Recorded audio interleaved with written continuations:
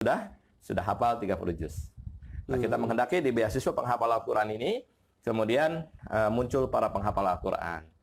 Ya, karena mereka ini adalah yang menjaga agama kita, ya, yang menjaga agama karena dasar agama adalah Al-Qur'an, maka para penjaga Al-Qur'an ini sangat layak untuk diberikan beasiswa. Oke.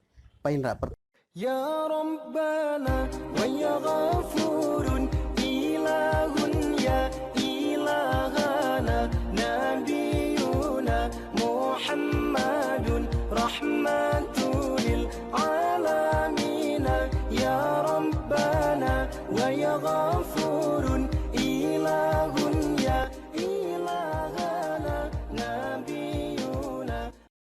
bisa jadi mungkin perusahaan masih agak ragu nih mana yang menawarkan yang kelihatannya konkret programnya Baik, gitu kan. Saya sangat rekomendasi ini ya. Karena beasiswaku sangat siap sekali sampai menyentuh sisi yang memang sangat dibutuhkan dan memang ini menjadi kepercayaan besar dari perusahaan-perusahaan dalam hal ini ya. Karena CSR pasti setiap tahun tuh Pak Indra selalu ada gitu kan dari setiap perusahaan, apalagi perusahaan cukup besar gitu kan. Dan ini memang bukti perhatian dari perusahaan-perusahaan gitu kan. Dan hadir beasiswaku untuk menjembatani harapan dari perusahaan dan bagaimana konkret di lapangan nanti kemanfaatannya ya. Kalau tadi pendanaan, kalau saya melihat tadi adanya orang-orang yang berminat, adanya perusahaan juga sangat kontribusi di situ. Kampus yang dipilihkan. Oh ya, kampus yang dipilih apakah boleh dari personal kita ketika sudah diterima oleh pihak beasiswaku boleh memilih sendiri atau nanti pihak beasiswaku yang menentukan? Jadi ada dua ya terhadap kampus yang dipilihkan oleh beasiswaku dan juga bisa jadi alternatif calon penerima beasiswa dari beasiswaku. Artinya orang-orang misalkan di Jawa ya atau di daerah lain yang mungkin tidak mungkin ke Jakarta untuk kuliah di Jakarta bisa memilihkan kampus yang memang bisa menerima mereka tentunya. Terus kemudian nanti mungkin dari pihak beasiswa ini yang kemudian melanjuti ke pihak kampus tersebut. Ya, jadi penerima beasiswa tinggal mengajukan mau kuliah di mana. Terus kemudian kita kalau sudah ini kita yang akan jalan dan kemudian silaturahim dengan kampus tersebut. Ya, jadi bisa dari pihak beasiswaku menyediakan itu atau juga dari pihak calon penerima beasiswa itu. Jadi kita fleksibel lah, insyaallah. Balik ke pendanaan tadi Pak Indra. Dari perusahaan terus juga dari Muhsini gitu kan yang bersiap. Itu yang sistem yang diberlakukan oleh pihak beasiswa seperti apa? Apakah jemputnya seperti apa? MOU-nya juga seperti apa gitu kan? Seperti apa yang dibuat? Jadi kalau secara itu bisa fleksibel, bisa jemput donasi, ya, bisa kemudian bisa transfer, ya, atau dengan bentuk yang lainnya. Misalkan kampus tidak memberikan uang kan, tidak memberikan donasi kan, tapi kemudian dia, boleh berapa orang silakan kuliah di kampus kami gitu ya.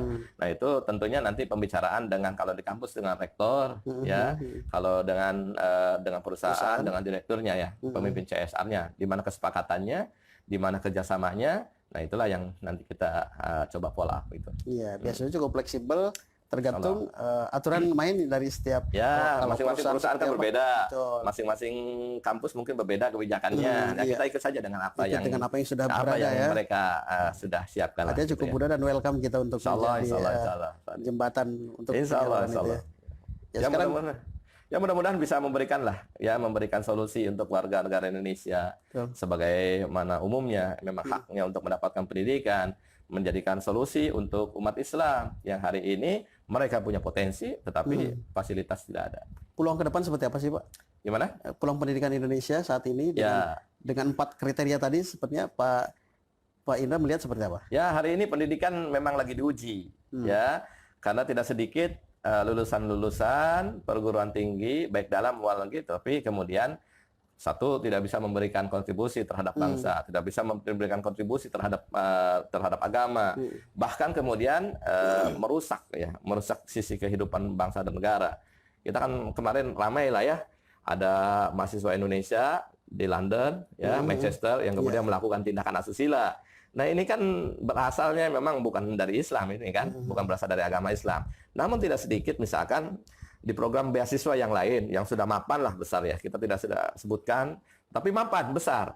Kemudian mereka hanya memberikan beasiswa berdasarkan jalur akademik saja, prestasi saja. yang kemudian akhirnya banyak menimbulkan cacat di masyarakat. Banyak menimbulkan cacat dalam kehidupan berbangsa. Sekarang tidak sedikit orang-orang yang lulusan S2, lulusan S3, kemudian terjebak dengan kasus korupsi, ya kan? Itu kan tidak sedikit, nah makanya kemudian beasiswaku ini memang beda dengan yang lain. Karena satu pondasinya kita adalah Al-Quran, yang kedua adalah pondasinya akhlak, gitu ya. Jadi kemudian mudah-mudahan dengan seperti itu nanti ke depan kita lihatlah hasilnya. Seperti itu ya. Tapi memang militansi yang diterima oleh pihak beasiswaku ya cukup dipertimbangkan ya. Artinya tidak semua pendaftar ke beasiswaku adalah diterima. Mungkin ada seleksi yang dilakukan oleh pihak beasiswaku? Ya pasti. Ya seleksi itu ya yang pertama terkait dengan Al-Quran, yang kedua ada terkait dengan akhlak. Ya, adapun prestasi akademik seleksi ketiga. Ya, kalau penghafal Al-Quran ya nanti hafalan Qurannya.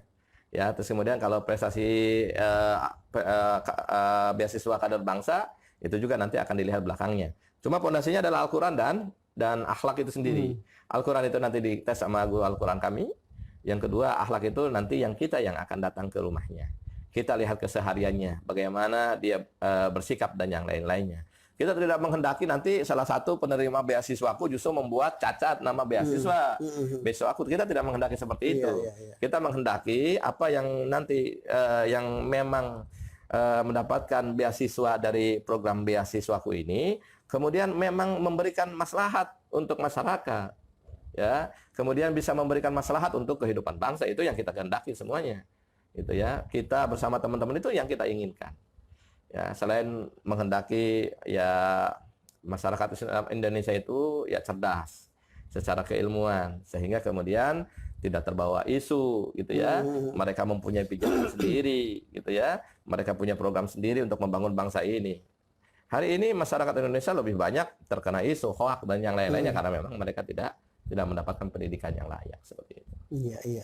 Jadi ini kembali ke mitra GIC, jika saja mitra atau para orang tua yang pagi ini menyimak siaran kami dan tertarik sekali untuk mendapatkan beasiswa, ini yang pertama nih, tertarik untuk mendapatkan beasiswa, silakan nanti berhubungan langsung dengan Pak Indra. Atau juga mungkin Pak Indra kita juga sebaliknya bagi perusahaan atau para muhsinin ingin melihat hasil yang didambakan nantinya gitu kan. Kalau kita mengeluarkan dana yang kita punya, rezeki yang kita punya, sudah umum pastinya kita juga ingin melihat apa hasilnya. Dan ini mungkin bukan sebatas kehidupan dunia kita, pasti akhirat nanti yang ingin dicapai. Pak Indra, bagaimana dari para muhsinin, misal ada yang berminat yang saat ini sedang menyimak siaran kita, seperti apa prosedurnya? Ya, jadi nanti laporan keuangan kita akan kita berikan kepada para muhsinin. Ya, jadi untuk accountable ya. Jadi biar laporan itu bisa dipertanggungjawabkan. Jadi kita berikan kepada para muhsinin yang memberikan sumbangan kepada masyarakat Islam Indonesia melalui program beasiswaku ini, gitu ya. Terus kemudian terkait dengan hasil bisa nanti para muhsinin kalau misalkan programnya, saya mau memberikan beasiswa kepada para penghafal Quran, nanti kita pilihkan secara periode. Kalau misalkan dia mau lihat hasilnya, bisa kita pertemukan dengan anak tersebut. Itu